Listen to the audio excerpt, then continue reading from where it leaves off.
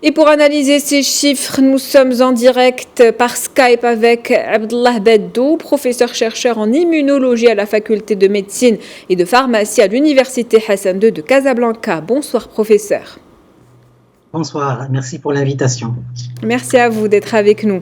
La situation épidémiologique au Maroc fait face à une flambée des contaminations et des décès liés au coronavirus. Que pensez-vous de ces chiffres, notamment ce bilan élevé de décès ? Oui, il est clair que la situation épidémiologique continue à être assez inquiétante au Maroc. On enregistre des pics assez importants. Hier, on a vu plus de 12 000 cas. Aujourd'hui, encore 11 000 cas. Et ça, c'est les chiffres parlent d'eux-mêmes. Mais il y a également un taux de positivité par rapport aux tests réalisés qui est très important, qui est à peu près de 20% et plus de 20%, c'est-à-dire le nombre de tests qu'on réalise chaque jour, on trouve un pourcentage de résultats positifs qui sont au-delà, qui dépassent les 20%, et ça c'est un indicateur qui est assez alarmant également. Nous avons un cas ou nouveau cas critique et sévère qui est assez important. On parle de 232 le 3 août, on parle de 423 et puis 309 aujourd'hui, et ça c'est des chiffres assez importants qui sont assez grands, qui vont nous mener vers une saturation du système de santé, et c'est ça ce qui nous fait peur, bien évidemment.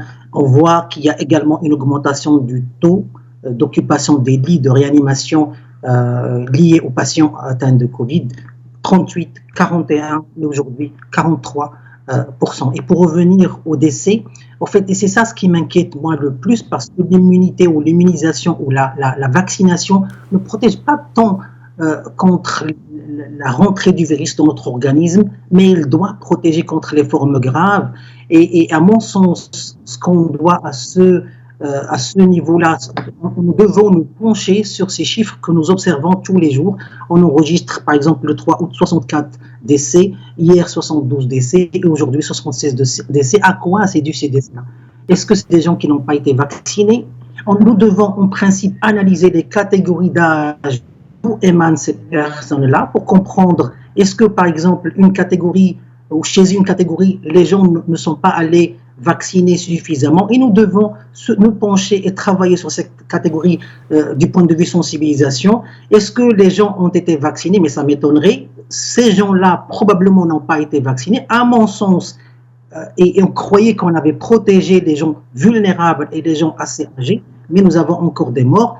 Est-ce que c'est principalement parmi ces catégories-là que les gens ne sont pas allés vacciner? Et à mon avis, nous devons avoir des chiffres des centres, des services de réanimation pour pouvoir se pencher sur cette question-là qui est à mon sens très critique. Et en principe, nous devons être capables de répondre à cette question en se penchant sur cette catégorie-là et la protéger. Comment? Par la vaccination. Si ces gens-là ne se présentent pas, nous devons vraiment réaliser une campagne de sensibilisation pour recruter ces gens-là, c'est-à-dire pour les persuader, pour leur expliquer, pour comprendre pourquoi ils ne se présentent pas à la vaccination, parce qu'on sait que la vaccination protège du moins des formes graves, et c'est ça ce qu'on souhaite atteindre. En parlant de chiffres, on sait que 14 millions de personnes ont reçu la première dose du vaccin anti-Covid et plus de 10 millions sont complètement vaccinés. Selon vous, faut-il étendre l'obligation vaccinale à toutes les professions qui ont un contact direct avec le public ? Et donc ça, c'est une question un peu délicate. Moi, je pense qu'au départ, il faut expliquer aux gens. En général, j'ai l'impression, moi j'ai eu beaucoup de discussions avec les citoyens, en général, quand ils comprennent ce qui se passe et comment le vaccin marche, en général, ça se déroule bien et ils sont convaincus qu'il faut qu'ils...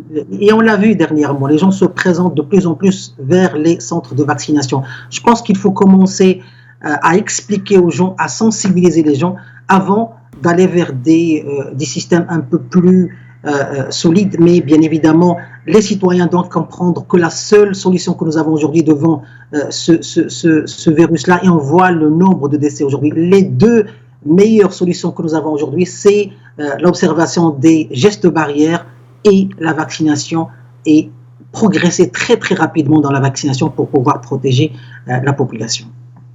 Donc, gestes barrières et vaccination. Pfizer et BioNTech s'engagent à approvisionner justement le Maroc en vaccins au cours de l'année 2021. Plus on s'approvisionne, plus on accélère la vaccination. La finalité est d'atteindre rapidement 80% de la population vaccinée, n'est-ce pas, professeur?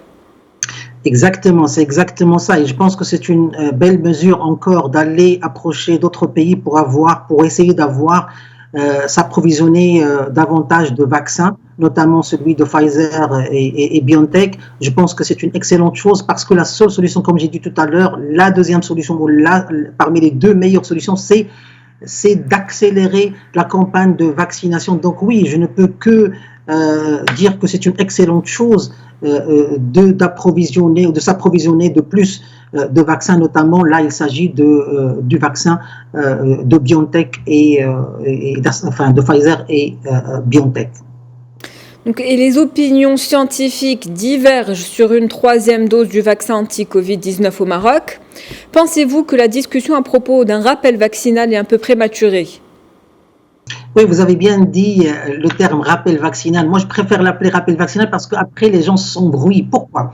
Parce qu'en fait, la réponse immunitaire, comment la réponse immunitaire est générée, comment elle est induite? Elle est induite par 2 doses. Ça, c'est connu.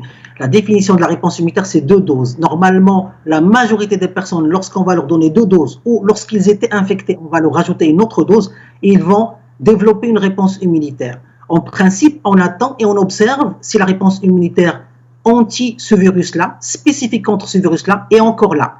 Au moment où on va observer que cette réponse immunitaire commence à diminuer, c'est là où on doit injecter une autre dose de rappel. Donc, on doit plus l'appeler une dose de rappel. Maintenant, il y a des pays qui ont commencé à faire ça. Pourquoi? Ils n'ont pas commencé à le faire chez toutes les catégories de personnes. Ils ont suivi les personnes les plus vulnérables, les personnes les plus âgées, les personnes qui sont immunodéficientes, qui ont un déficit au niveau du système immunitaire, dont le système immunitaire ne répond pas très bien. Et c'est ces personnes-là chez lesquelles ils ont commencé à observer une diminution. Et c'est même pas confirmé par tous les scientifiques cette idée, parce qu'au fait, en général, ces personnes-là regardent les anticorps anti le virus. Il n'y a pas en matière de système de réponse immunitaire, il n'y a pas que la réponse anticorps, il y a également une autre composante qui est très importante qu'on appelle la composante cellulaire qui est également capable de neutraliser le virus. Donc en tout cas, ces personnes-là ou ces pays-là ont regardé cette réponse qui a commencé à diminuer au bout de 6 mois et se sont dit on va booster ces gens-là, on va faire une dose de rappel, on va injecter une dose de rappel uniquement chez les personnes chez lesquels ils ont commencé à observer cette diminution. Et je rappelle, les personnes immunodéficientes, les personnes qui sont assez âgées, les personnes en général qui sont vulnérables, donc pas chez tout le monde. Mais je trouve que c'est vraiment prématuré parce qu'il y a une grande partie de la population à travers le monde qui n'a pas encore reçu la première dose. Donc de là à penser à la troisième dose, enfin ce que les gens appellent la troisième dose, ce que j'appelle moi la dose de rappel, je trouve que c'est un peu prématuré. Et je pense que nous devons d'abord penser à un vaccin pour tous, vacciner tout le monde par 2 doses avant de commencer à penser à cette dose de rappel qui certes, peut-être à un moment on en aura besoin. D'abord, il n'y a pas l'unanimité, l'idée par tous les chercheurs, tous les experts qu'il y en a besoin. Et puis, je trouve que il y a un problème d'éthique et d'équitabilité qui est posé par cette dose de rappel à ce stade-là, du moins. Merci Abdallah Beddou pour cet éclairage. Je rappelle que vous êtes professeur-chercheur en immunologie à la faculté de médecine et de pharmacie à l'université Hassan II de Casablanca. Merci beaucoup pour l'invitation. Au revoir.